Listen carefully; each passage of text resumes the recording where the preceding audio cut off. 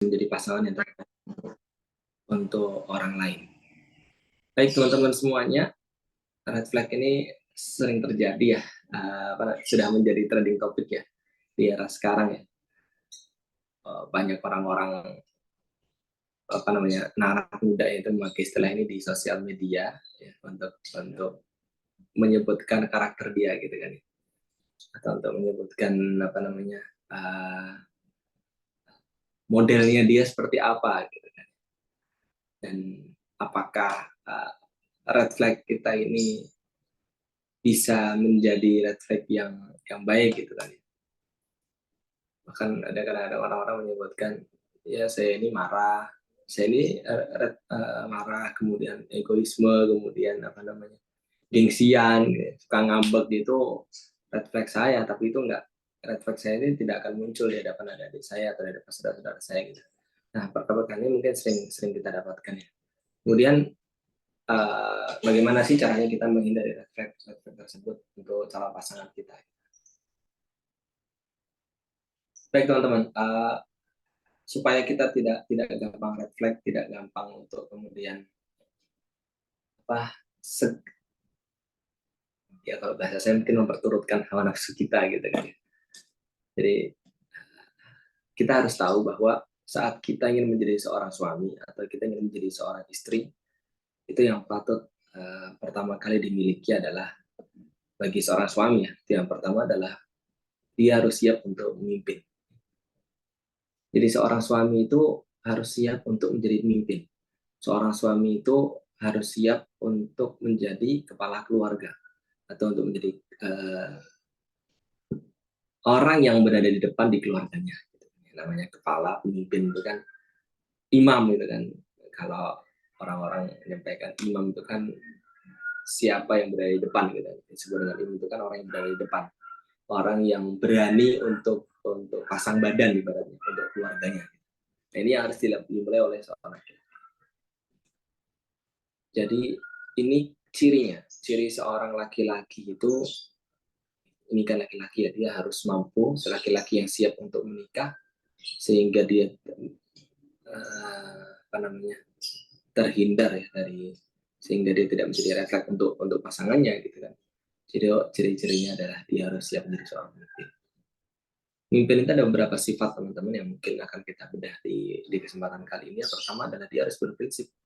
Seorang pemimpin ini yang pertama adalah dia harus mempunyai prinsip yang kuat. Jangan sampai seorang pemimpin itu kemudian dia gampang terpengaruh oleh teman-temannya atau oleh saudara-saudaranya mungkin gitu kan, atau oleh keluarganya mungkin gitu. Karena ya yang sering terjadi sekarang ya, kadang-kadang kita dalam seorang laki-laki saat dia dalam posisi yang ingin menikah, kemudian saat menikah aja lah, kadang-kadang seorang laki-laki ini diberikan pilihan gitu kan, dia mau menikah dengan perempuan yang memang baik menurutnya atau baik menurut orang lain gitu. Orang lain mengingat dia baik. Banyak laki-laki daerah sekarang ya, dia itu kemudian ya, saya menikah itu dengan seorang perempuan yang baik bagi orang tua saya, baik bagi saudara saya. Baik-baik mereka boleh, tapi yang paling penting adalah kita harus punya prinsip. Istri menurut kamu itu yang kamu inginkan itu yang seperti apa? Itu pertama. Kemudian yang kedua juga berkaitan dengan prinsip ini, yang membina prinsip kita supaya selalu benarnya adalah al-Islam. Gitu kan. Nah, kalau kita berkaitan dengan tadi untuk persiapan menikah, jangan sampai yang paling baik menurut kita, menurut seorang laki-laki itu, syarat-syarat seorang perempuannya itu, jangan sampai prinsip-prinsipnya itu kemudian menyelisih syariat Islam, atau bahkan tidak sesuai dengan syariat Islam. Misalkan, saya cari perempuan yang kayak gini, misalkan. Itu tidak sesuai dengan syariat Islam, jangan sampai demikian. Nah, dalam melatih prinsip juga, itu dalam kita berpendapat juga. Gitu. Makanya kan seorang laki-laki, ini berkaitan dengan dunia pendidikan ya teman-teman. Dalam Islam itu sebenarnya saat seseorang itu sudah di atas umur 14 tahun, itu dia seharusnya sudah siap untuk mengambil, sudah siap untuk menentukan pilihannya sendiri. Gitu. Secara Islam, kalau pendidikan sejak kecil itu benar. Karena gini, apalagi laki-laki ya, terutama laki-laki, ini bagi laki-laki. Karena saat dia sudah terbiasa sejak umur 15, sejak umur 16, 17 tahun, itu dia menentukan sikapnya sendiri, menentukan pilihannya sendiri, tapi dia tidak lupa untuk berdiskusi. Jadi dengan orang tua itu hanya berdiskusi. Itu akan melatih kematangan dia. Nah, kematangan dalam dalam dia bersikap inilah yang pada akhirnya membuat dia itu berprinsip. Oke, contohnya misalkan keluarga yang lain mungkin suka apa namanya pergian, mungkin yang lain apa namanya. Nah, misalkan contoh yang paling paling mudah lah ya dalam dalam soal keluarga misalkan. Apa namanya? Biasanya keluarga itu saya melihat keluarga kakak saya misalkan dia setiap weekend tuh pergi ke sini misalkan gitu. Atau saya melihat keluarga kakak saya itu kok kalau manggil tipisnya aja lah misalkan mudahnya adalah misalkan kalau manggil suaminya dengan tanpa sebutan sebutan kata-kata langsung namanya gitu. Kalau manggil istrinya dengan sebutan namanya saja tanpa kata-kata, tanpa tanpa tambahan apa-apa gitu. Nah, kita sebagai seorang laki-laki juga harus prinsip, jangan cuma ngikut aja. Oh, kalau kakak saya kayak gitu, saya kayak gitu. Bukan.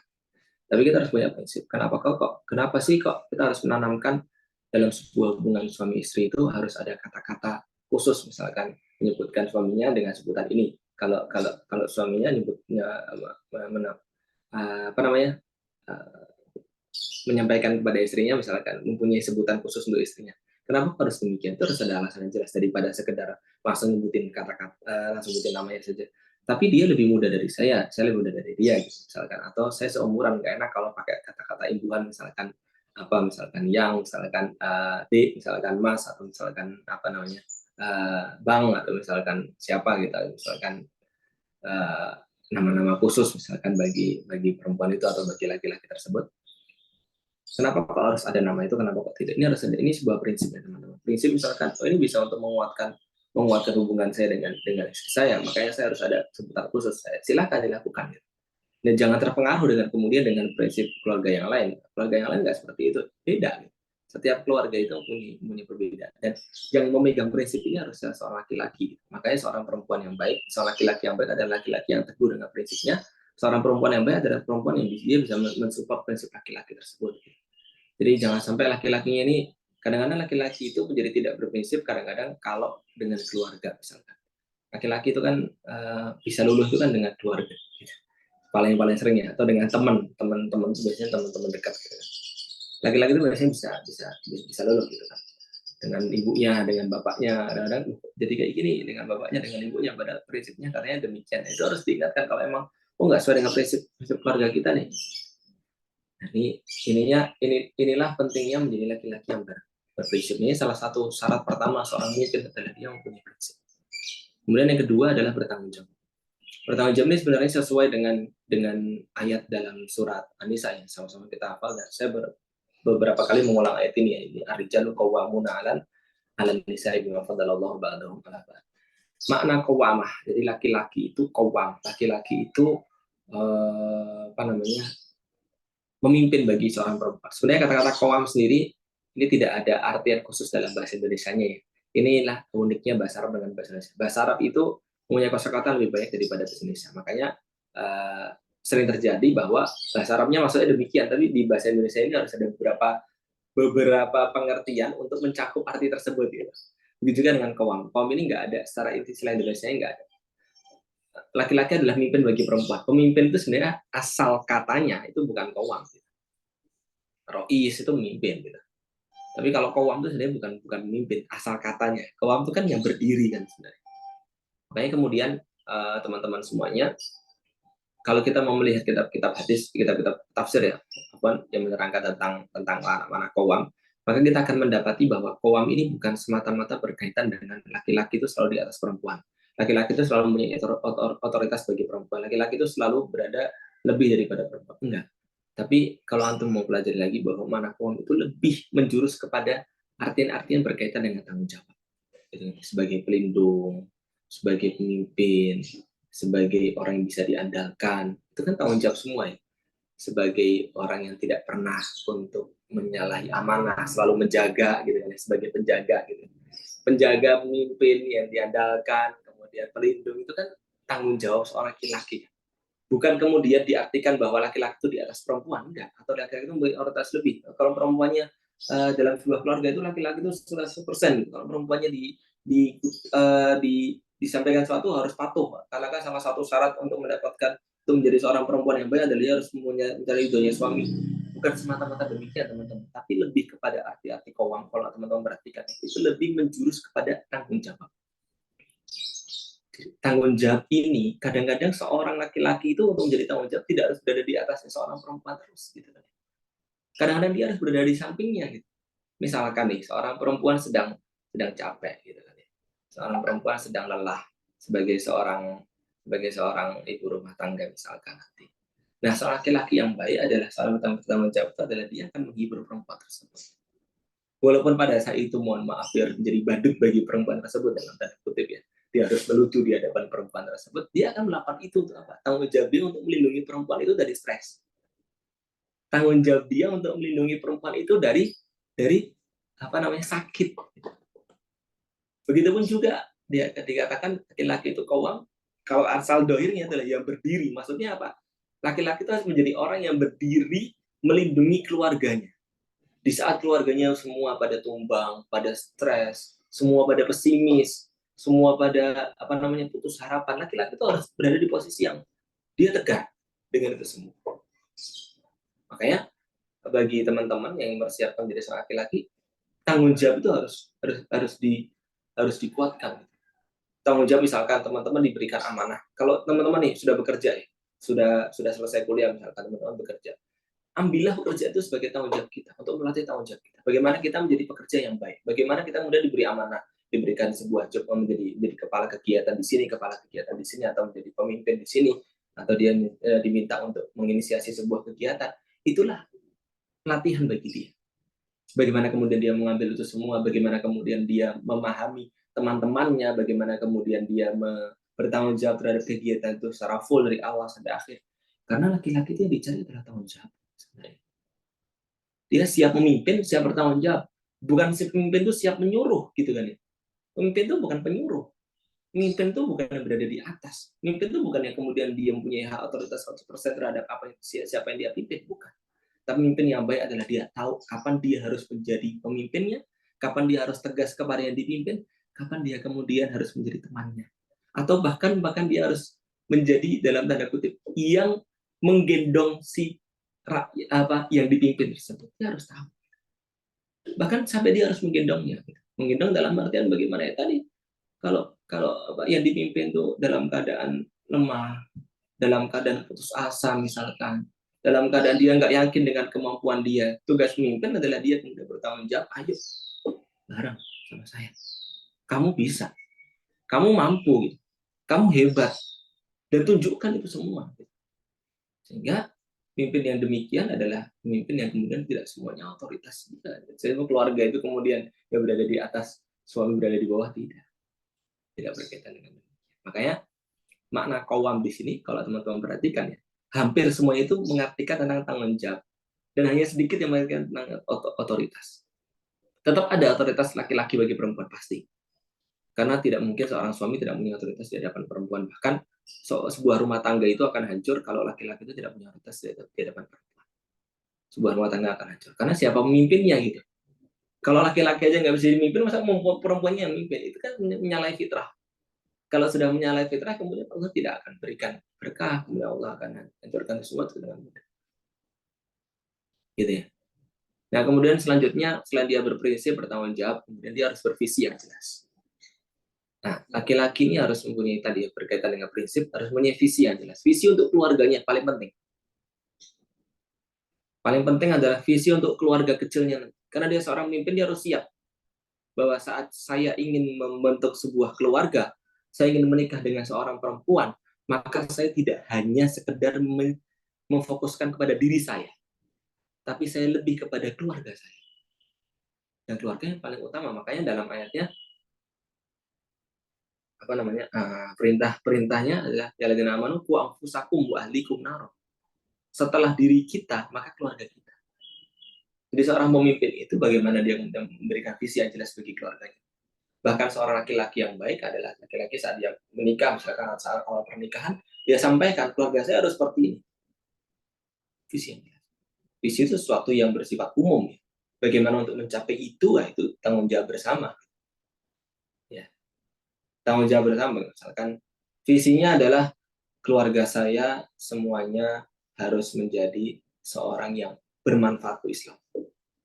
Misalkan visinya seperti itu. Kemudian untuk mencapai itu bagaimana? Muncullah sebuah misi. Muncullah sebuah keluarga saya semua harus dengan musyawarah. Ini prinsip. Ini adalah sebuah visi. Jadi semua berjalan kegiatan, misi-misi yang dilakukan itu harus dengan musyawarah.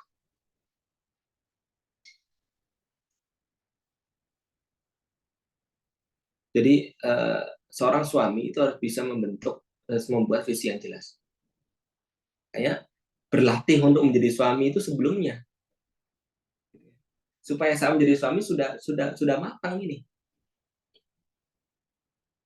Makanya seorang laki-laki itu harus mau untuk menjadi pemimpin. Harus mau untuk diberi amanah gitu. Makanya kalau teman-teman diberi amanah dalam di pekerjaannya, diberi amanah dalam dakwahnya, misalkan diberi amanah dalam kesehariannya, misalkan ya, atau diberi amanah dari orang tuanya, disyukuri teman-teman. Disyukuri itu berarti cara orang tua kita, cara lingkungan kita untuk mendidik kita. Karena laki-laki harus punya itu. Laki-laki harus punya sifat kepemimpinan, dia mau untuk diberi amanah.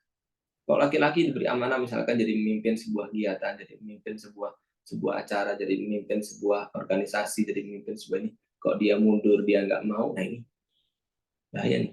Nanti jangan-jangan saat dia berkeluarga, dia nggak punya visi jelas untuk keluarganya. Kalau keluarganya nggak punya visi jelas, keluarganya mau diarahkan kemana, bingung nanti. Nanti tiba-tiba pas anaknya gede, dia bilang, loh kok anak saya jadi kayak gini? Lah, visi kamu gimana? Kok bisa jadi anak kamu seperti itu adalah karena visi kita. Karena dari visi itulah kemudian muncullah sebuah kegiatan-kegiatan yang akan dilakukan untuk menguatkan visi tersebut. Dan visi itu nggak harus kemudian suatu hal yang rigid. Dan visi itu jangan berganti. Visi kita jangan berganti. Makanya saya sampaikan visi seorang laki-laki harus hal yang sangat umum. Yang bersifat baik untuk urusan akhiratnya. Bebas silahkan. Sama boleh. Tapi itu yang menjadi poros paling luarnya. Jadi semua kegiatan keluarga tersebut mengarah ke situ. Pikniknya keluarga tersebut, rehilahnya keluarga tersebut, senang-senangnya keluarga tersebut, atau sedihnya keluarga tersebut, sabarnya keluarga tersebut, kenapa harus bersabar sekarang, itu semua dalam satu tujuan yang jelas. Ini laki-laki harus punya pegang kendali di sini. Ini kendalinya seorang pemimpin. Kemudian selanjutnya sifat yang harus ada dalam seorang pemimpin adalah ini yang kadang-kadang dilupakan oleh seorang laki-laki. Dia harus apresiatif. Laki-laki itu harus apresiatif, teman-teman. Laki-laki itu kan terkenal cuek, terkenal dia orang yang logika banget, terkenalnya mengandalkan otak kanannya itu, otak kirinya itu lebih kuat gitu kan, memakai logika apa-apa dengan ini. Tapi harus ada saatnya di mana kita ini memberikan apresiasi kepada keluarga kita. Jangan kemudian hanya sekedar kita ini menyuruh istri, kita ini kemudian membentuk sebuah visi yang jelas, berkuat itu. Kalau jadi kayak gitu keluarga kita jadi kesannya kayak angker gitu, kayak keras banget gitu. Harus ada saat-saat di mana kita harus bilang apresiasi. Apresiasi itu macam-macam bentuknya sampai bentuk sederhana. Misalkan seorang laki-laki harus terbiasa untuk memuji, harus terbiasa untuk berkata baik, harus terbiasa untuk jeli melihat kebaikan seseorang. Jadi memuji, berkata baik, jeli untuk melihat kebaikan seseorang. Karena saat dia melihat itu semua, dia akan bisa mengapresiasi. Dan penting loh. Bayangkan teman-teman, sekarang teman-teman merasakan apresiasi dari bapak itu luar biasa. Bapak kita cuma bilang, wah kamu pinter banget. Itu terngiang dalam diri kita.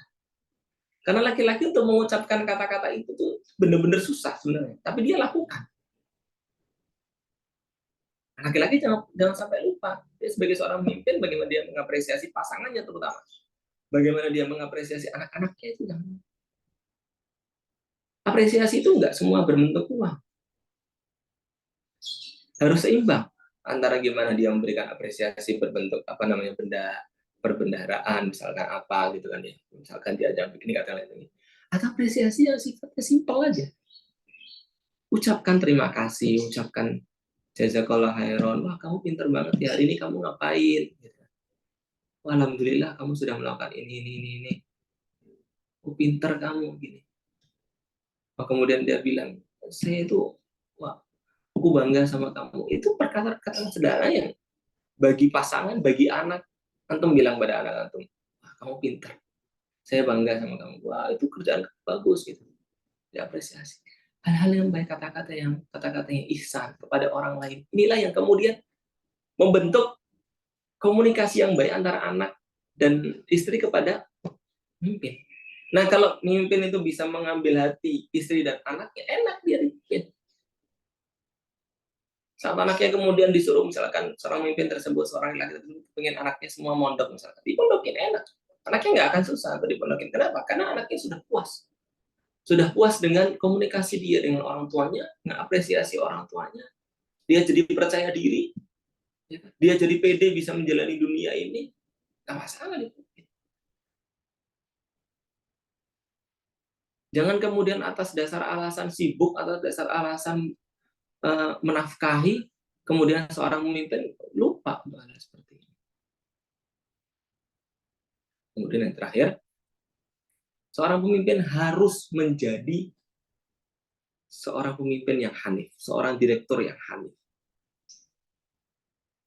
Jadi seorang pemimpin adalah seorang direktur, teman-teman, yang menentukan visi misi, yang membuat plan besar, yang membuat langkah-langkah strategis, yang langkah-langkah tepat gitu ya, langkah-langkah percepatan mungkin gitu kan. Nah itu semua harus disertai dengan kehanifan. Hanif ini artinya apa? Hanif itu artinya condong kepada al-Islam.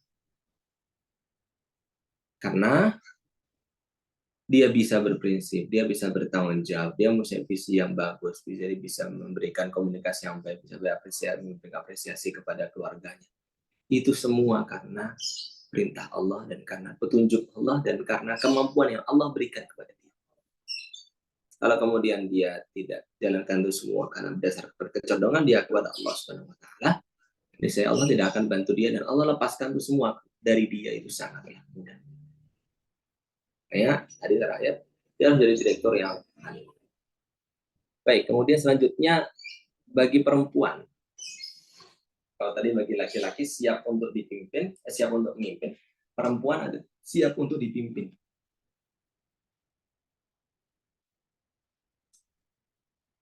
Nah, jadi perempuan saat dia menjadi seorang, nah salah satu hal yang harus disiapkan oleh seorang perempuan untuk dia menjadi istri adalah ciri yang baik adalah dia siap untuk dipimpin. Ini luar biasa loh. Seorang perempuan itu kan saat dia masih sendiri, apalagi dia anak tunggal, misalkan, atau keluarganya itu sangat sayang kepadanya. Ya kan, ya namanya anak mungkin diberi, mungkin disayang. Tapi saat dia kemudian menyatakan saya siap untuk menikah, maka dia bilang kepada dirinya sendiri, saya siap untuk ada orang yang bahasa Jawanya itu cawe-cawe. Cawe-cawe itu apa? Saya siap untuk ada orang yang dia itu mengurusi hidup saya, melihat hidup saya, memantau hidup saya, dan ikut campur dalam hidup saya. Kenapa kok saya katakan ini penting? Karena kadang-kadang perempuan tuh kalau udah egonya tinggi, kalau udah muncul egonya, muncul egoismenya, muncul perasaannya, karena dia merasa ngapain sih suami saya harus segitu detailnya perhatikan saya gitu. Saya kepengen bebas, apalagi sekarang ya banyak perempuan-perempuan yang dalam tanda kutip feminisme atau yang lain sebagainya lagi, dia merasa bahwa dirinya bisa tegak, dirinya bisa berdiri sendiri tanpa seorang suami, kemudian harus menerima seorang yang dia itu posisinya dalam tanda kutip punya otoritas bagi dia gitu, orang yang bertanggung jawab bagi dia gitu, itu orang lain ya. Seorang perempuan harus siap. Makanya kemudian saat perempuan ini menentukan jodohnya, tentukanlah jodoh yang terbaik bagi kalian. Karena saat kalian menikah berarti kalian siap untuk hidup kalian itu ada yang ikut campur dalamnya. Dan kalian tidak boleh untuk menolaknya, asalkan itu urusannya tidak melanggar syariat. Itu bahaya. Nah, makanya disinilah alasan kemudian kita harus mencari laki-laki yang mungkin bisa sekufu dengan kita, bisa setara dengan kita. Setara itu bisa setara dalam soal apa namanya pemikiran, dalam soal keilmuan, atau dalam soal tujuan, gitu kali ya. Mungkin ilmunya beda, mungkin perempuannya, laki-lakinya mendalami agama, perempuannya mungkin mendalami ilmu-ilmu yang umum, tapi tujuannya sama. Ya, bisa. Gitu kan. Jadi dia siap untuk diarahkan pada tujuan tersebut si perempuan. Atau mungkin sebaliknya, laki-lakinya ini dalam proses hijrah, misalkan perempuan yang sudah kuat agamanya, dan dia tahu laki-lakinya ini bisa kemudian apa namanya mendekat kepada agama, ya silahkan untuk dipilih. Tapi tujuannya harus sama. Gitu. Gitu ya. Jadi yang paling penting adalah laki-laki perempuan itu yang harus diperhatikan saat dia ingin menikah adalah ada seseorang yang akan ikut campur dalam hidupnya, jadi dia harus siap. Karena apa? Karena sifat perempuan yang siap dipimpin yang paling baik, sifat yang pertama adalah dia patuh.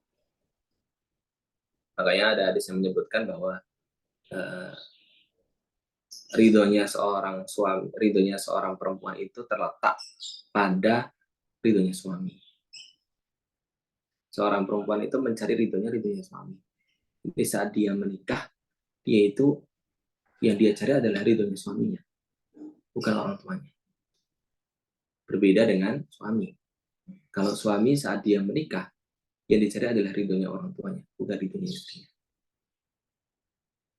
Jadi ridho seorang suami, ridho seorang laki-laki kepada orang tuanya itu sepanjang hayat, ridho seorang seorang perempuan terhadap kepada orang tuanya itu terputus saat dia sudah menikah. Terputus dalam artian apa namanya? Ada yang lebih, harus bukan terputus ya. Ada tergantikan dengan suaminya saat dia sudah menikah. Karena itulah salah satu sifatnya adalah dia harus patuh. Nah, patuh ini jangan diartikan dia tunduk, diem, mau semuanya. Patuh ini tidak menghalangi seorang untuk menjadi pengingat. Makanya walaupun dia patuh, pun jangan dia diam-diam aja gitu. Dia harus mengingat juga, makanya seorang istri harus mencari ilmu agama juga. Supaya saat kemudian, suami itu kan bagaimanapun juga adalah seorang manusia, teman-teman. Yang manusia itu banyak salahnya, banyak luputnya. Saat kemudian suami itu menyuruh kepada istri hal yang tidak pantas, mungkin dia tidak melanggar hal tersebut, tapi tidak pantas itu dilakukan oleh seorang yang mukmin. Seorang suami, seorang istri, kalau dia punya ilmu agama yang kuat, dia bisa kemudian memberikan masukan kepada suami. Ini kurang baik. Mungkin itu pantas, tapi bisa nanti. Nah, kalau suaminya istrinya itu selalu mendalami agama, ya, mendalami al-Islam, dia tahu kapan dia harus mengucapkan itu dan kapan dia harus kemudian patuh kepada suaminya, dalam artian dia diam saja, dia mengikuti apa yang suaminya lakukan, dan kapan dia memberikan masukan. Ini penting, teman-teman. Jadi jangan diartikan patuh itu 100% kemudian apa kata istri, apa kata suami, istri ikut. Ya. Patuh itu adalah dia berusaha untuk mencari ridhonya suami dengan cara apapun juga. Termasuk contohnya adalah dia memberikan masukan.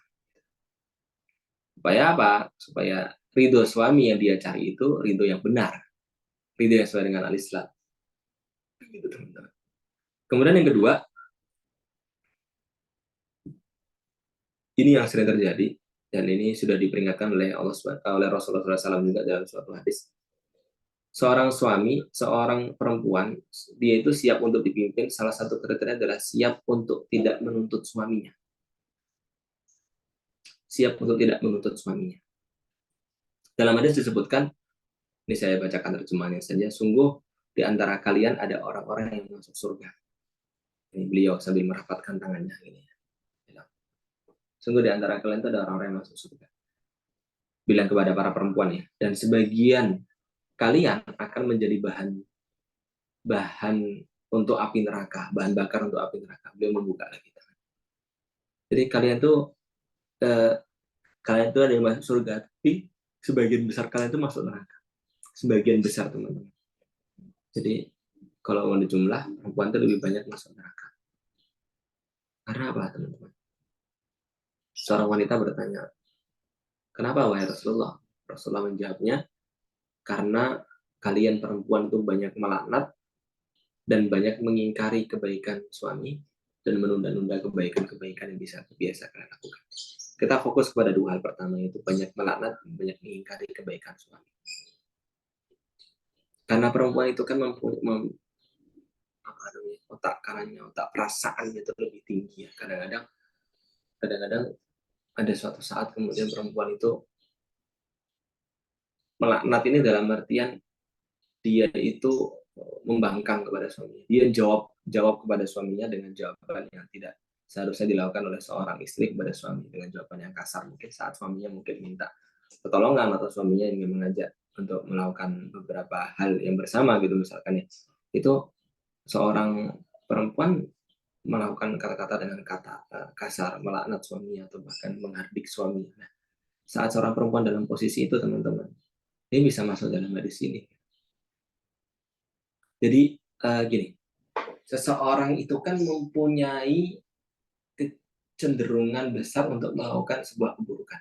Dan kecenderungan besar perempuan untuk melakukan sebuah keburukan itu terletak kepada bagaimana dia mengkomunikasikan perasaannya itu dengan kehidupan yang seharusnya. Jangan semua itu pakai perasaan, jangan semua itu memakai hati dalam artian apa namanya. Kalau mau marah silahkan marah. Harus dilihat bagaimana dia kemudian komunikasi dengan suami. Lebih baik lagi kalau dia sudah marah dengan suaminya, diam aja. Diam aja udah. Diam, tahan emosi, karena saat kamu diam, kamu tahan emosi, kamu bisa menang dari itu semua, kamu dapat pahala. Dan yang selanjutnya mengingkari kebaikan suami. Ini yang sering terjadi nih. Betapa banyak perempuan kemudian bilang saat dia tidak diturutin, misalkan Anda punya keinginan ingin beli apa, misalkan ya, perempuannya laki-laki yang nggak bisa nurutin, dia dengan gampangnya bilang, kamu itu, saya itu hidup sama kamu tuh susah terus, saya itu mau apa nggak bisa, mau ini nggak bisa, melakukan itu nggak bisa. Kamu tuh selalu memberikan usahaan kepada saya atau dengan kata-kata yang lain gitu kan. Yang intinya adalah mengingkari kebaikan-kebaikan suami.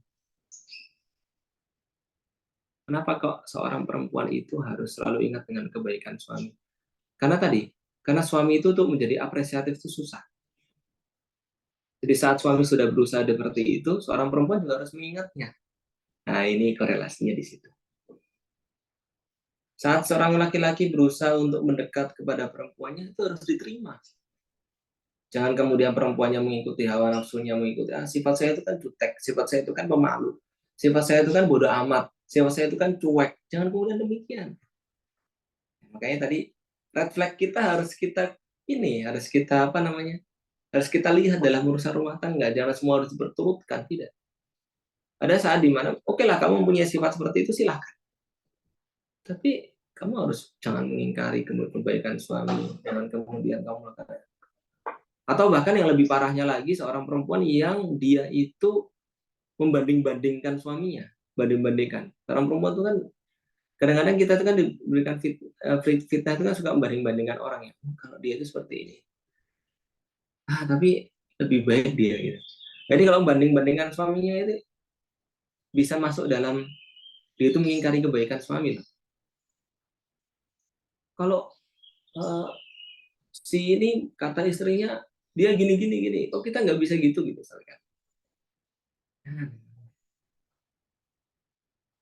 Komunikasikan dengan baik.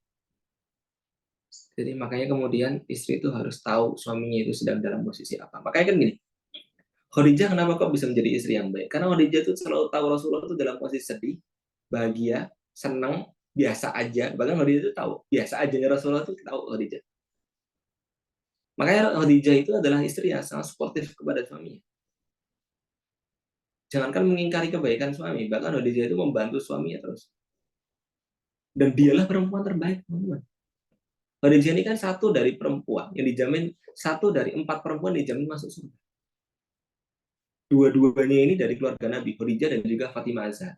Kenapa Khadijah masuk surga? Padahal Khadijah ini tidak membersamai Rasulullah saat Rasulullah berjuang di Madinah, saat Rasulullah jaya, saat syariat Islam itu sudah lengkap. Khadijah itu tidak bersama Rasulullah.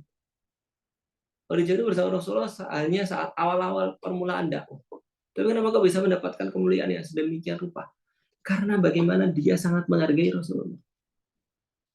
Rasulullah yang dia nggak punya apa-apa, ditinggal orang tuanya, nggak punya harta apa-apa, pekerjaannya hanya penggembala kambing. Kalau sekarang mungkin pekerjaannya hanya orang yang jual apa namanya jasa, seorang marketing misalkan, seorang yang jualan pulsa, seorang laki-laki hanya jualan pulsa misalkan gitu kan ya, seorang laki-laki yang hanya seorang narik becak misalkan, supir mikrolet misalkan, demikian gitu kan ya.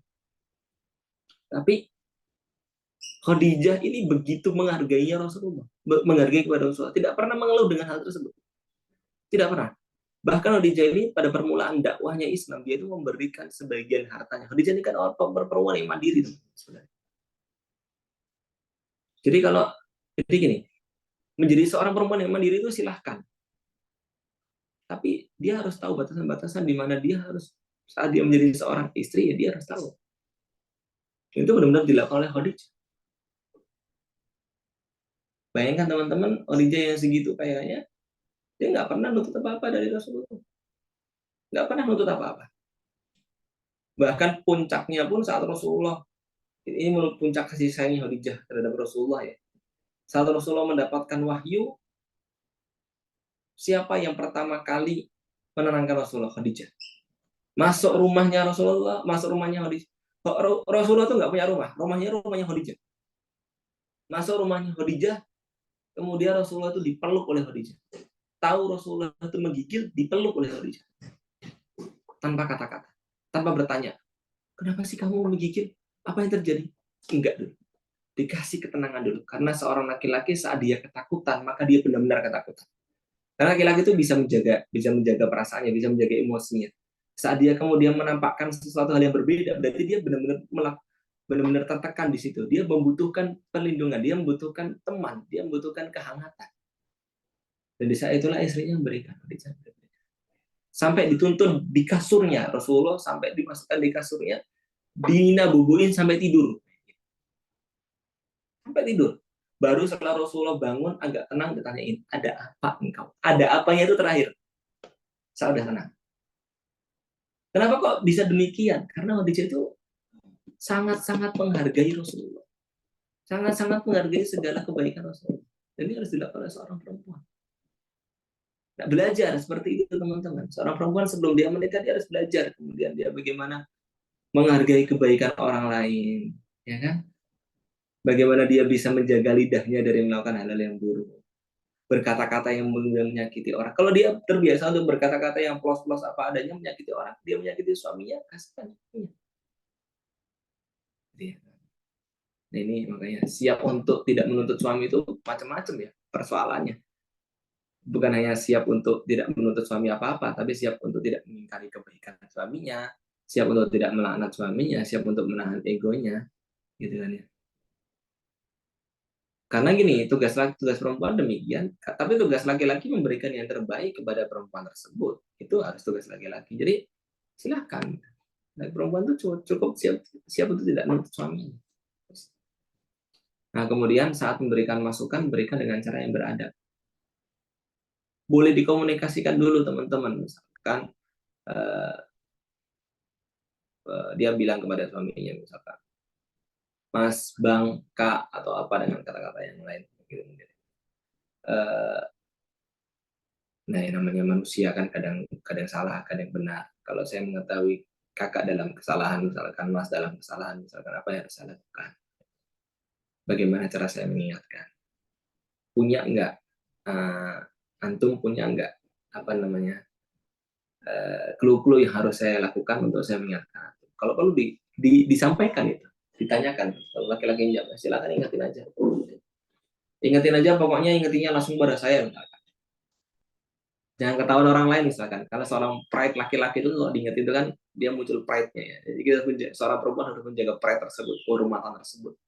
Saking ingetinnya sendirian saat berada di dalam kamar saat berdua saja gitu, saat tidak terlihat oleh anak-anaknya gitu. Oh ya udah, berarti seorang perempuan harus melakukan hal tersebut saat memberikan masukan kepada laki-laki. Jadi supaya apa? Supaya keharmonisan terjaga. Karena gini, saat seorang itu mengingatkan orang lain, yang paling penting adalah yang diingetin itu diterima. Cara mengingatkannya itu bebas. Makanya kemudian cara mengingatkannya harus lebih mendekati kepada hal tersebut. Gitu kan. Dan seorang perempuan yang terakhir, seorang yang dipimpin itu harus dia menjadi manajer yang cerdas. Manajer di atas, di bawahnya direktur. Manajer masih mengatur, tapi saat dia mempunyai aturan apa, dia mempunyai usulan apa, kebijakan-kebijakan perusahaan, ibarat perusahaan itu adalah sebuah keluarga, kebijakan perusahaan itu di tangan direktur. Tapi manajer itu memberikan masukan kepada direktur, mengatur keberjalanannya apa yang menjadi kebijakan direktur tersebut. Itu tugasnya manajer, melaksanakan itu semua dengan sebaik mungkin. Begitu juga tugas seorang istri. Makanya kemudian sesuai dengan hadis wal mar'atu ra'iyatun 'ala baiti baliha wa waladihi wa hiya mas'ulatun anhum. Gitu kan. Ya, manusia seorang perempuan bersiap menjadi untuk manajer di rumah suaminya. Baik, kemudian tadi yang pertama siap memimpin bagi sang laki-laki, yang kedua siap untuk dipimpin. Selanjutnya adalah seorang laki-laki harus siap untuk menjadi ayah. Jadi saya singkat saja ya teman-teman ya. Seorang laki-laki harus siap untuk menjadi ayah. Pertama, seorang ayah itu yang paling penting adalah dia menjadi uswatun hasanah, menjadi suri tauladan yang baik untuk anak-anaknya dan juga untuk istrinya. Jadi seorang laki-laki terus menjadi uswatun hasanah, contoh yang baik untuk anak-anak dan istrinya. Bagaimana laki-laki menjadi contoh yang baik untuk anak dan istrinya? Ceritanya silahkan teman-teman perdalam ceritanya Nabi Ibrahim alaihissalam. Ibrahim itu dua anaknya menjadi nabi. Kenapa kok dua anaknya bisa menjadi nabi? Ibrahim cuma punya dua anak dan dua-duanya menjadi nabi. Kenapa kok dua-duanya menjadi nabi? Karena Ibrahim berhasil untuk memberikan suri tauladan dia kepada anak-anaknya tersebut. Dan itu bukan cuma dilakukan kepada anaknya, tapi kepada kedua istrinya, Sarah dan juga Hajar.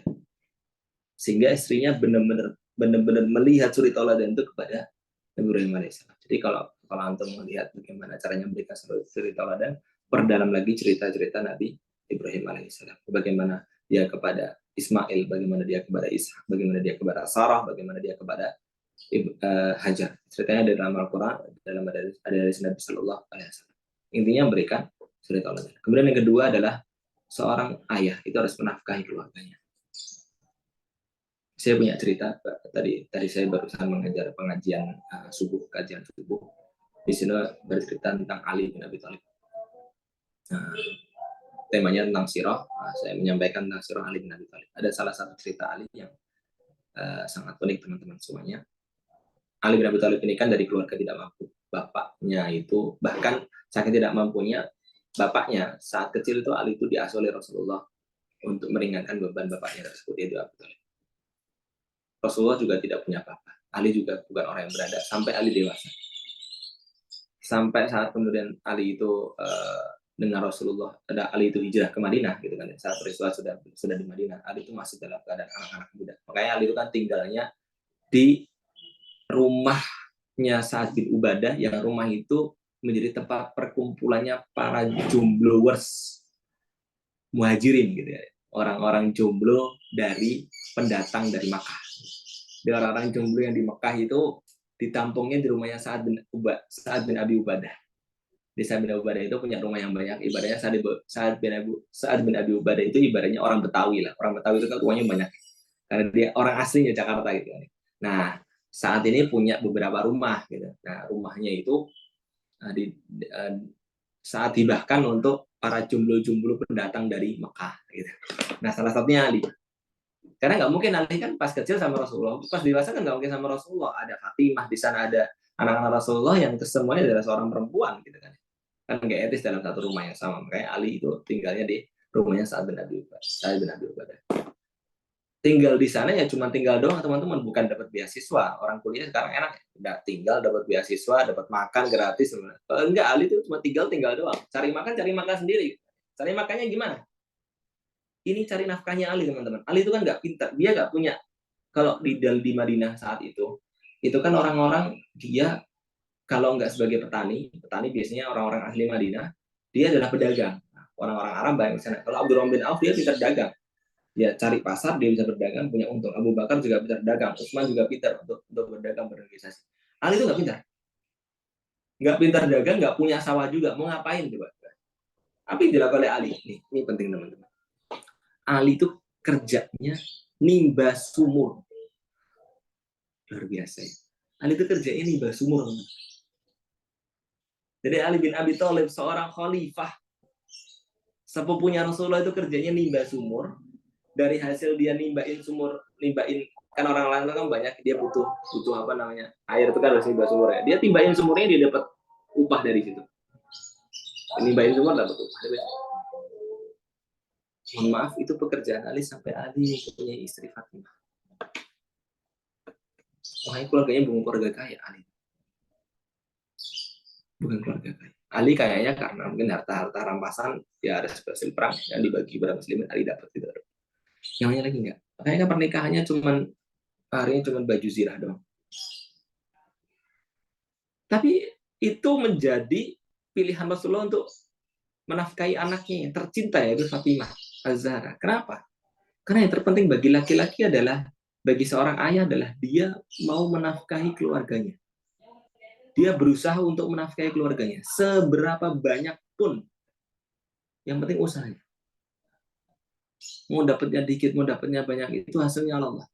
Rezeki seorang tidak akan tertukar. Rezeki keluarga dia tidak akan tertukar. Kalau jatahnya dapatnya satu hari itu 1 juta, jatahnya 1 juta dapat dia. Kalau jatahnya satu hari itu nggak dapat, ya nggak akan dapat sama sekali. Dan tugasnya untuk mengusahakan itu semua adalah tugasnya ayah. Makanya seorang laki-laki yang baik, seorang ayah yang baik, dia harus mempunyai pekerjaan. Kalau kerjanya punya serabutan, dia punya pekerjaan. Kayak Umar bin Khattab pernah dia menegur seorang sahabat yang di pagi hari dia itu malah nggak kerja, malah ibadah.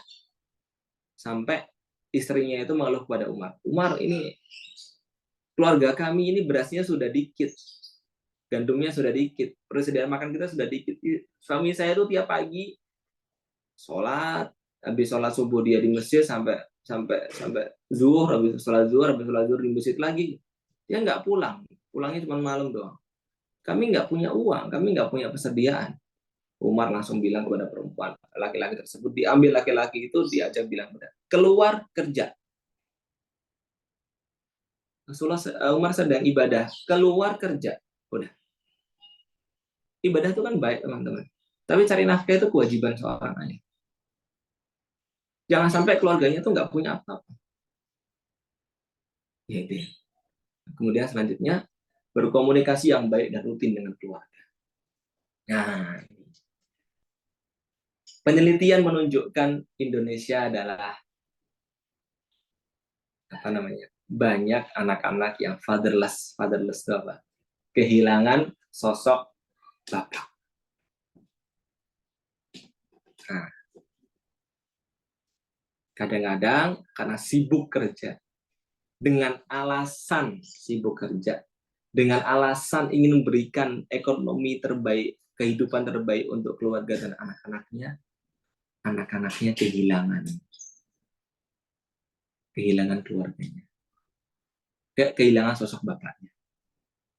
Tidak ada komunikasi yang berjalan antara bapak dengan anak. Bapak pagi berangkat, malam pulang, habis pulang istirahat, tidur, main HP, habis itu tidur, habis capek main HP, tidur, pagi-pagi kerja lagi, gitu aja terus. Weekend dia gunakan untuk sepedaan bareng sama teman-temannya, habis sepedaan bareng teman-temannya meeting, ngopi bareng, habis ngopi bareng kemudian dia gunakan untuk malam-malam olahraga bareng, baik gitu ya, baik itu. Kemudian hari Ahad dia gunakan untuk kemudian cari relasi teman yang lain gitu kan ya. Nah, untuk mengembangkan bisnisnya gitu. Baik semua, nggak ada yang melanggar syariat Islam. Tapi untuk keluarganya kapan? Untuk dia bisa berkomunikasi dengan anaknya kapan? Kemudian dia serta-merta bilang kepada istrinya, kok anak saya kayak gini? Andil kamu di mana? Boleh kamu sibuk, bahkan seorang ustadz pun ya, atau ustadz pun nih peringatan saya pribadi. Seorang ustadz boleh itu sibuk berdakwah, 24 jam mau dakwah silakan, tapi berikan waktu untuk keluarga. Setiap hari kalau bisa. Karena anak dia itu punya hak untuk komunikasi yang baik. Teman-teman tahu bagaimana Ibrahim bisa mendidik anaknya menjadi nabi tadi. Salah satu kuncinya. Jadi kan saya minta pelajari Ibrahim kan untuk menjadi teladan yang baik. Salah satu kuncinya apa? Ibrahim itu tidak pernah luput berkomunikasi dengan anaknya saat dia bersama dengan anaknya setiap hari. Ibrahim itu kan anaknya satu di Palestina, satu di Mekah. Saat dia di Mekah, dia tidak pernah luput setiap hari untuk berkomunikasi dengan Ismail. Saat dia di Palestina pun sama, dia tidak pernah luput setiap hari untuk komunikasi dengan Ishak. Dari komunikasi itulah, mungkin hanya sekedar bertekur sapa, mungkin hanya sekedar ngobrol sedikit kegiatan hari ini apa anaknya. Dari situlah kemudian anaknya Ismail dan juga Ishak itu tahu bapaknya itu seperti ini, saya akan jadi seperti itu. Dari Nabi dua-duanya.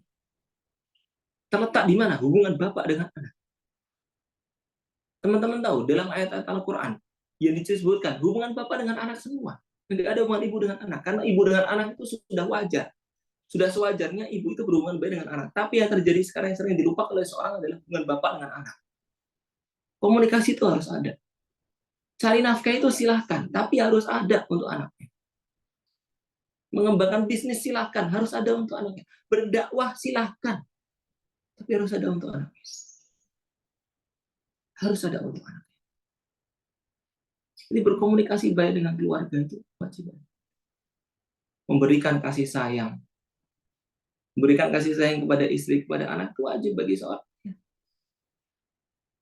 Jangan sampai, nih, kalau ayah cuma balik tadi tidur, nggak ada dia buat ngobrol sehari-hari dengan istrinya. Jadinya istrinya cari teman ngobrol yang lain. Karena nggak dapat kasih sayang. Seorang perempuan tuh membutuhkan kasih sayang. Karena perempuan tuh banyak perasaannya. Yang dia butuhkan cuma satu, saya ingin kasih sayang dari orang yang paling saya kasih. Berikan itu. Kalau kita sudah memberikan itu semua, dia tidak akan cari yang lain di luar sana. Karena dia sudah mendapatkan itu di bapaknya. Begitupun juga anak, apalagi anak perempuan. Berikan kasih sayang seorang bapak kepada anak perempuan itu harus. Sehingga anak-anak perempuan itu enggak cari kasih sayang di tempat yang lain. Begitu juga ada laki-laki. Kenapa kok ada kemudian, mohon maaf, pacaran, kemudian yang lain sebagainya lagi, kemudian bahkan lebih percaya kepada temannya, itu kesalahan orang tuanya. Karena mungkin waktunya kurang, karena mungkin komunikasinya kurang, karena mungkin ininya kurang. Sehingga nggak dapat anak tersebut hal itu. Dan yang terakhir, memberikan pendidikan yang baik untuk keluarganya. Ayah, itu seperti pemimpin juga sama. Ayah itu harus mengusahakan pendidikan terbaik untuk anaknya. Terbaik itu nggak harus mahal. Terbaik itu nggak harus yang pride-nya terhormat, tidak. Terbaik itu sesuai dengan Islam. Terbaik itu sesuai dengan Islam. Bagaimana pendidikan anak sesuai dengan Islam? Cari sekolah yang terbaik, pendidikan anaknya sesuai dengan Islam. Silahkan.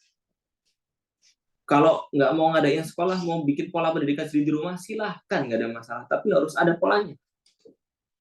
Karena tugas seorang suami adalah memberikan pendidikan yang baik untuk anaknya dan untuk istrinya. Istri saya kok seperti ini, ajak dia ngaji. Kasih dia pengertian. Berikan waktu ngaji bareng dengan istrinya. Berikan pemahaman agama. Walaupun mungkin bentuknya ngaji sebelum tidur, silakan. Sebelum tidur, kasih istrinya cerita sahabat, kasih istrinya kajian-kajian. Nah, seorang suami harus bersiap itu, makanya seorang suami agamanya harus kuat. Supaya bisa memberikan pendidikan yang baik untuk anak dan istri. Juga dengan seorang ibu, teman-teman. Tadi kan seorang ayah, sekarang seorang ibu. Seorang ibu itu yang paling penting adalah belajar tentang perkembangan anak. Dia paham, anak kita ini selalu berkembang. Dan perkembangan anak itu setiap tahunnya itu beda-beda.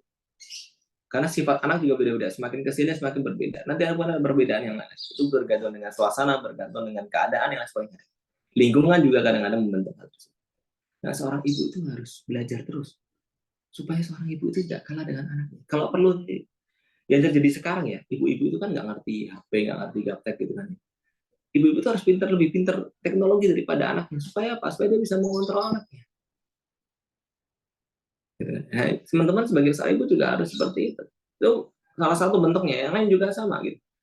Harus tahu kondisi anak terkini itu seperti apa. Anak sekarang tuh nggak bisa disamakan dengan anak zaman dulu, teman-teman. Zaman teman-teman, mungkin generasi kalian masih sama ya nih. Kalau zaman saya dulu, nggak bisa disamakan pendidikannya dengan anak-anak saya nanti. Beda. Beda. Disitulah kepentingan seorang perempuan menjadi ibu yang baik adalah dia belajar.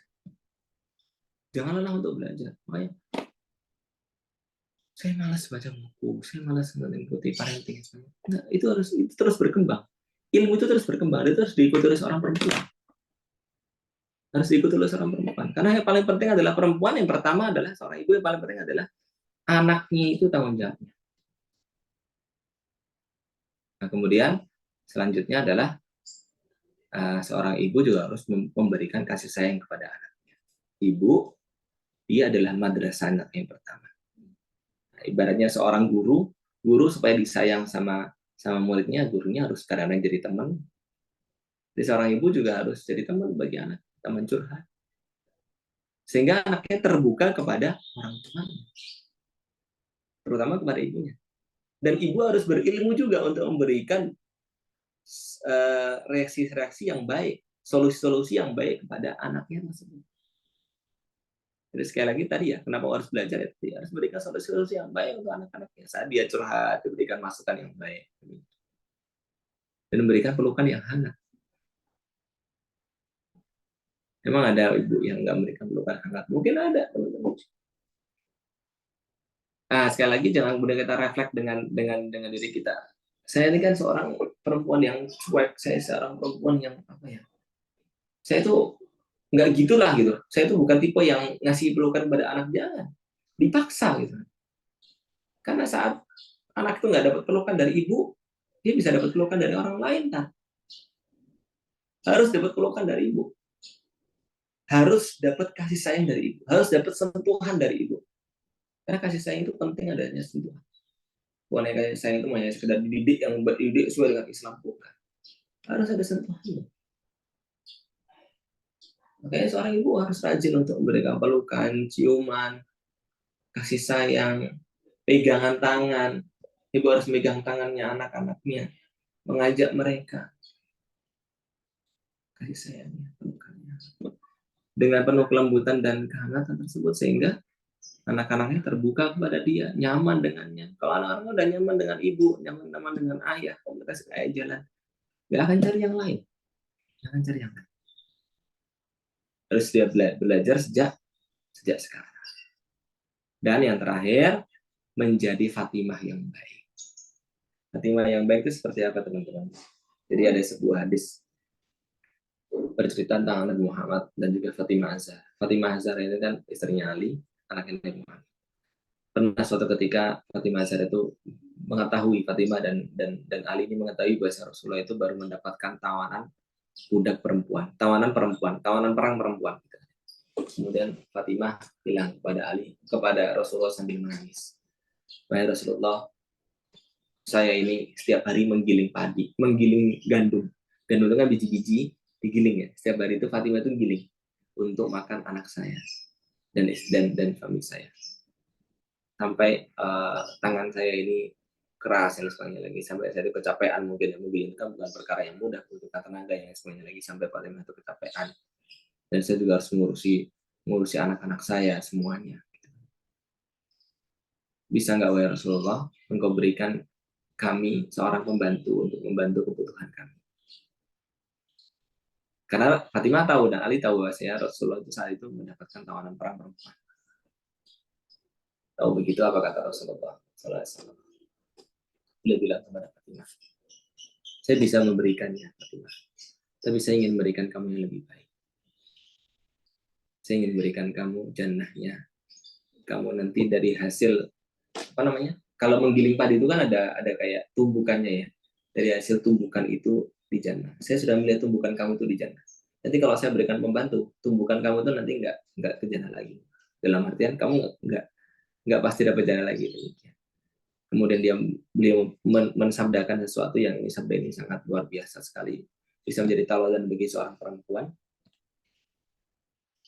sesungguhnya seorang perempuan yang menggiling gandum setiap hari untuk memberikan makan untuk anak dan istrinya, untuk anak dan suaminya, dan seorang perempuan yang meminyaki anaknya, seorang perempuan yang membedaki anaknya, seorang perempuan yang mengantarkan anaknya sekolah, seorang perempuan yang mengepel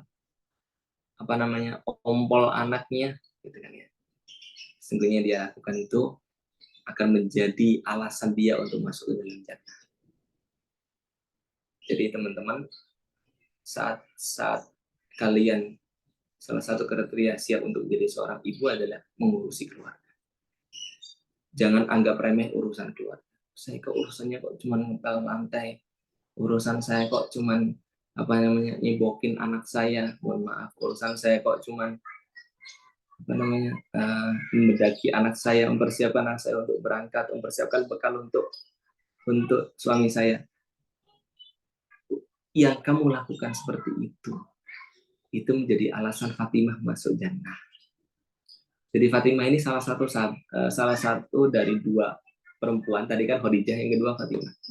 Salah satu Fatimah masuk jannah adalah dia perempuan yang solehah dan sangat setia mengurusi keluarganya. Makanya jangan meremehkan hal tersebut. Hal yang mungkin remeh, hal yang mungkin rendah, mungkin tidak dilihat, mungkin jangan remehkan. Lakukan dengan sebaik mungkin, lakukan dengan ikhlas. Saya itu bisa menjadi alasan bagi ibu-ibu atau calon ibu untuk masuk dalam jannah. Alhamdulillahirabbil alamin. Mudah-mudahan manfaat kita semua yang bisa saya sampaikan pada kesempatan kali ini. Aku lupa lihada. Astagfirullah li wa lakum. Silakan kalau ada yang menyampaikan sesuatu, dipersilakan.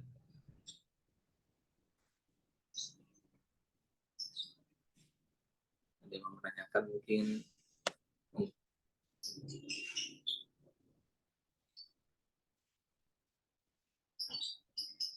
Waalaikumsalam warahmatullahi wabarakatuh.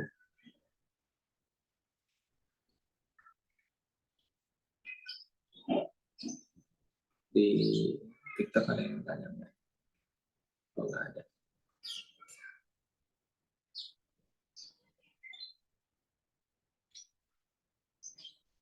Tidak ada yang menanyakan yang di sini?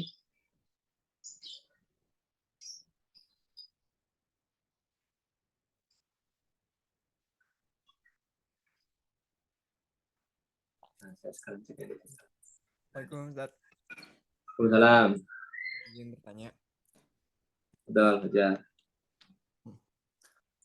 Bagaimana kalau misalnya kita qadarullah itu kita mendapatkan situasi seperti situasinya Nabi Nuh dan Nabi Lut alaihissalam. Kita mendapatkan pasangan dan anak-anak yang menjadi cobaan untuk kita gitu. Ini apakah beban untuk mengasuh anak itu menjadi lebih berat lagi kan untuk kita tuh. Nah itu gimana tuh? Caranya gimana tuh kiat-kiatnya untuk menjalani hal yang seperti itu? Kan sepertinya kan suatu kondisi yang nggak diharapkan, tapi kalau terjadi kan berat banget tuh. Ya, baik.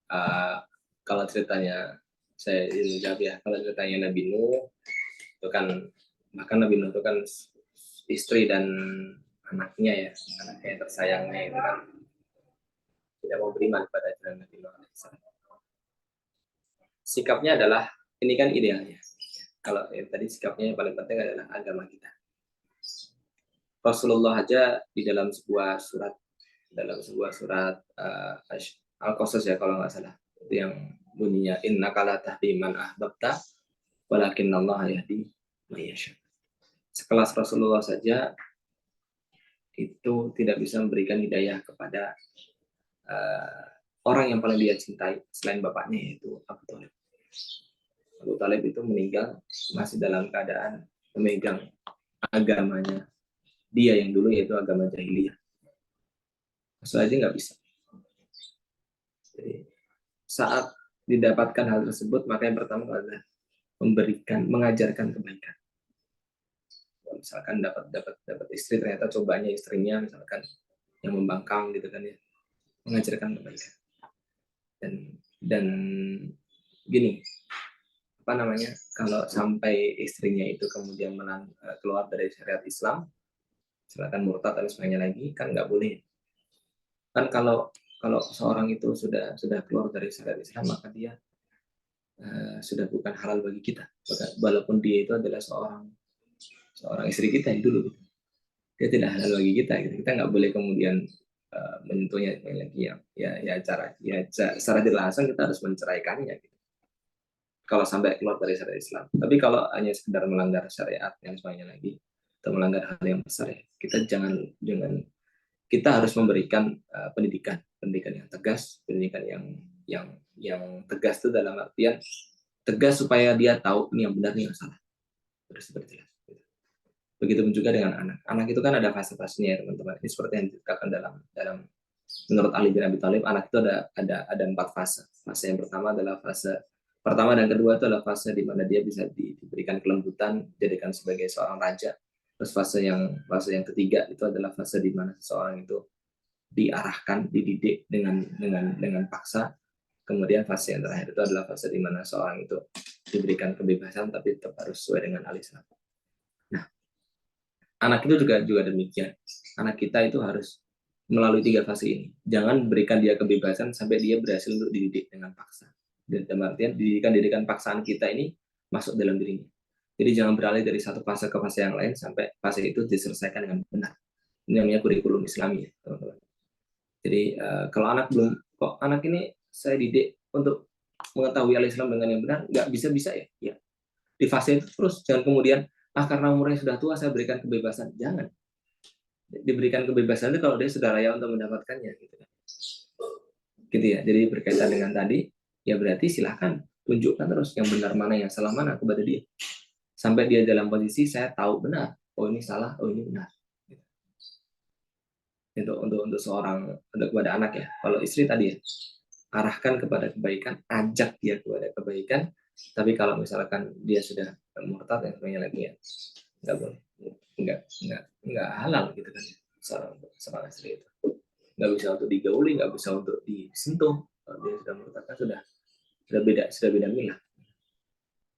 Bagaimana dengan kemudian dengan perkawinan lawan jenis? Islam sudah jelas. Perkawinan lawan jenis walaupun mau disahkan bagaimanapun di RUU, Islam sudah jelas melarang itu. Karena seorang laki-laki dengan seorang perempuan yang lawan jenis itu tidak bisa dihalalkan dengan sesuatu pun.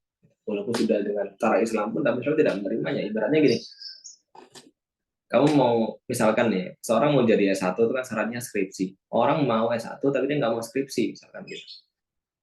Bisa nggak dia S1? Dia maksa, saya S1, pokoknya semua saya lalui, skripsi saya nggak lalui. Kan nggak bisa. Tetap S1 itu harus melalui skripsi. Ini juga dengan aturan Islam. Seorang laki-laki itu sama perempuan harus seiman. Gitu. Kalau sekufu mungkin nggak wajib, harus seiman. Terus kemudian ada, saya nggak mau melalui itu, tapi saya kepengen pakai jalan Islam, misalkan jalannya adalah dia akadnya pakai akad Islam, nggak kepake, ada satu syarat yang belum selesai, pernikahan dia tidak sah. Gitu ya teman-teman. Jadi sahnya pernikahan seorang laki-laki dengan perempuan itu bukan berdasarkan keinginan laki-laki perempuan itu, tapi ada syarat-syaratnya. Dan syaratnya ini dari Allah. Mungkin cukup aja. Baik, ya Allah. Amin. Yang lain mungkin kalau tidak ada, kita cukupkan sekian. Barakallahu fiikum. Masih ada satu pertemuan lagi tentang ta'aruf preparation ya.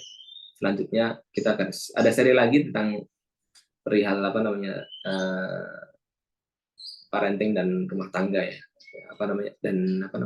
Pernikahan gitu kan. Masih ada serinya lanjutannya, bukan ta'aruf udah selesai, masih ada seri-seri yang lain lagi. Silakan untuk diikuti setiap hari Ahad. Tapi untuk seri ta'aruf kemungkinan besok ada yang terakhir. Kecuali kalau teman-teman ada permintaan ternyata ingin diulang lagi beberapa seri tentang ta'aruf, monggo silakan, boleh di DM saya atau DM istri. Nanti kalau kita pertimbangkan ternyata banyak beberapa seri yang teman-teman lepas, ingin lebih perdalam lagi, mungkin bisa kita tambah lagi seri tentang ta'aruf. Jadi seri sekarang adalah ta'aruf preparation, persiapan untuk ta'aruf, belum ta'arufnya ya. Ta'arufnya nanti serinya selanjutnya, ada di seri pernikahan. Ta'aruf, pernikahan, proses pernikahan, syarat-syarat pernikahan itu nanti ada di seri selanjutnya.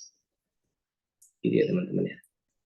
Baik, kita tutup sama-sama dengan membaca doa Bismillahirrahmanirrahim. Allahumma shalli ala Muhammad wa ala Muhammad kama shallaita ala Ibrahim wa barik ala Muhammad وآل محمد كما باركت على إبراهيم في العالمين إنك حميد مجيد. اللهم اغفر لنا ولوالدينا وارحمهم كما ربونا صغارا ولجميع المسلمين والمسلمات والمؤمنين والمؤمنات الأحياء منهم والأموات إنك سميع قريب مجيب الدعوات يا قاضي الحاجات. ربنا ظلمنا أنفسنا وإن لم تغفر لنا وترحمنا لنكونن من الخاسرين. يا مقلب القلوب ثبت قلوبنا على دينك ويا مصرف القلوب صرف قلوبنا إلى طاعتك.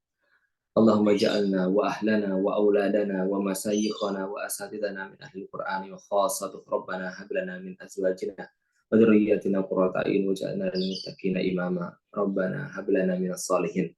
ربنا آتنا في الدنيا حسنة وفي الآخرة حسنة وقنا عذاب النار.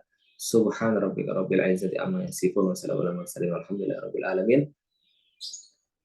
Kita sama-sama dengan membaca doa kafir majelis. Subhanakallahumma wa bihamdika asyhadu an la ilaha illa anta astaghfiruka wa atubu ilaik. Assalamualaikum warahmatullahi wabarakatuh.